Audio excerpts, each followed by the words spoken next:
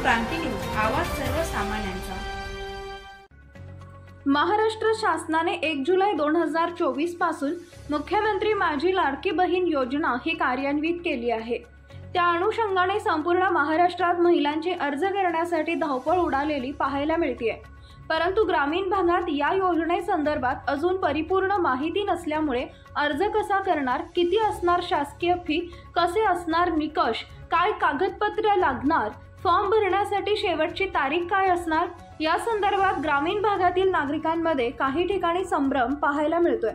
परंतु कळवण तहसील कार्यालयाकडून ही योजना तळागाळातील सर्व लाभार्थ्यांपर्यंत व गावखेड्यांपर्यंत पोहोचवण्यासाठी यासाठी नवीन शासन निर्णयानुसार तयारी पूर्ण केली आहे।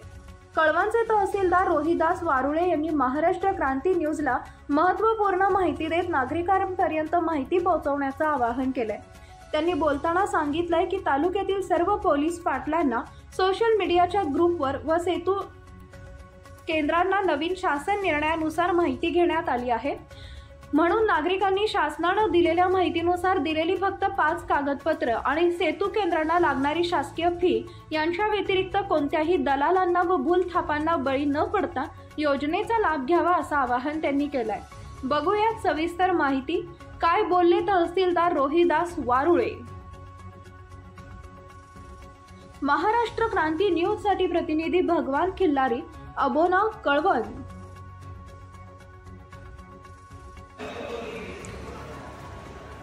नमस्कार।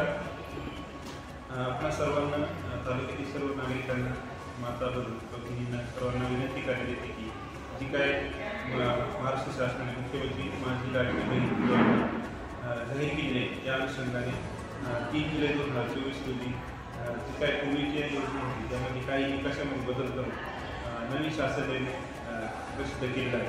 त्या शासन निर्णयामध्ये जे काही बदल झाले त्या अनुषंगाने मी माहिती देणार आहे। त्यात पहिला मुद्दा जो आहे, जो अर्ज दाखल करण्याची मुदत होती 1 जुलै ते 15 जुलै होती, तर ती आता वाढलेली असून आता जी काही नवीन सर्व लाभार्थी यांना 31 ऑगस्ट 2024 पर्यंत सदर अर्ज करता येणार आहे। तर या योजनेमध्ये जे काय महिला वर्ग आहे यांना प्रतिमाह 1500 रुपये आर्थिक लाभ देण्यात येणार आहे। तर या योजनेमध्ये पूर्वीच्या जो शासन निर्णय आला त्यामध्ये आदिवासी प्रमाणपत्र आणि उत्पन्नाचा दाखला ह्या दोन्ही अटी म्हणजे लागू केलेल्या आहेत। परंतु आता जो शासन निर्णय आला आहे त्यामध्ये आदिवासी प्रमाणपत्र जे आहे त्याची आवश्यकता नाही, कारण रेशन 15 वर्षापूर्वीचे रेशन कार्ड, मतदान ओळखपत्र, शाळा सोडण्याचा दाखला किंवा जन्म दाखला यापैकी कोणताही एक पुरावा ते अर्जदार त्या अर्जाबरोबर सादर करू शकतील। त्यानंतर या योजनेपूर्वी 5 एकर शेतीबाबतची अट टाकलेली होती, ती अट आता रद्द केली आहे। आता शेतीबाबत क्षेत्राबाबत कुठलीही मर्यादा ठेवलेली नाही। त्यानंतर एक वयाची अट जी होती पूर्वी 21 वर्ष ते 60 वर्षापर्यंतच त्या जे काही महिला आहेत त्या अर्ज करू शकत होत्या, परंतु आता 21 पासून ते 65 वयापर्यंत सर्व जे काही महिला आहेत त्या अर्ज करू शकतील। त्यानंतर परराज्यात जन्मलेली एखादी महिला असेल तर तिचं जर भारतीय पुरुषाशी लग्न झालेलं असेल तर त्या पुरुषाचा एक जन्म दाखला किंवा शाळा सोडण्याचा दाखला किंवा त्याचं आदिवासी प्रमाणपत्र हे जोडून यापैकी एक कोणतेही कागदपत्र जोडून सदर महिला पण या योजनेसाठी अर्ज करू शकते। त्यानंतर उत्पन्नाच्या दाखल्यावरती जे काय पूर्वीच्या शासन निर्णयामध्ये 2.5 लाखापर्यंत उत्पन्न असेल तर उत्पन्न दाखला आवश्यक होता, परंतु आता या शासन निर्णयाप्रमाणे सदर उत्पन्नाच्या दाखल्याची आवश्यकता नाही। 2.5 लाखापर्यंत उत्पन्न उपलब्ध नसेल तर सदर त्या कुटुंबातील त्या महिलेचं जे काही रेशन कार्ड असेल किंवा पिवळे किंवा केशरी रेशन कार्ड याच्यापैकी दोन्हीपैकी एखादा कोणतंही एक साक्षांकित प्रत या अर्जावर जोडू शकते। या योजनेमध्ये कुटुंबातील एक पात्र अविवाहित महिला ही सुद्धा लाभ घेऊ शकते, तिला पण लाभ देण्यास ती पात्र आहे। अशा प्रकारे सदरची जी योजना आहे योजनेच्या अनुषंगाने एक योजना जाहीर झाल्यापासून एकंदरीत तालुक्यामध्ये वातावरण पाहतात सर्व नागरिकांची आणि महिला वर्गांची विशेष करून जास्त धावपळ सुरू झालेली आहे। तर या अनुषंगाने मी आपल्या सर्वांना जाहीर आवाहन करतो की जे काय शासनाचे निकष बदल झाले त्या अनुषंगाने त्याची माहिती प्राप्त करून तेवढीच अत्यावश्यक जे 5 कागदपत्र आहेत तर तेवढीच आपल्याला जोडायची सदर अर्जाबाबत। जो काय आपला अर्ज असेल अर्जाबरोबर आपलं आधार कार्डची झेरॉक्स, नंतर बँक पासबुकची झेरॉक्स आणि जे काय मी आता सांगितले ते तेवढेच कागदपत्र जोडायचे, 5च कागदपत्र जोडायचे. त्याची यादी निवडली तालुक्यातील सगळे आपले धान्य दुकानदार, कोतवाल ग्रुप, नंतर पोलीस पाटील ग्रुप या ग्रुपवर मी शेअर केलेलं आहे. तर या 5 कागदपत्रामध्ये कुठले दुसरे कागदपत्र लागत नाही.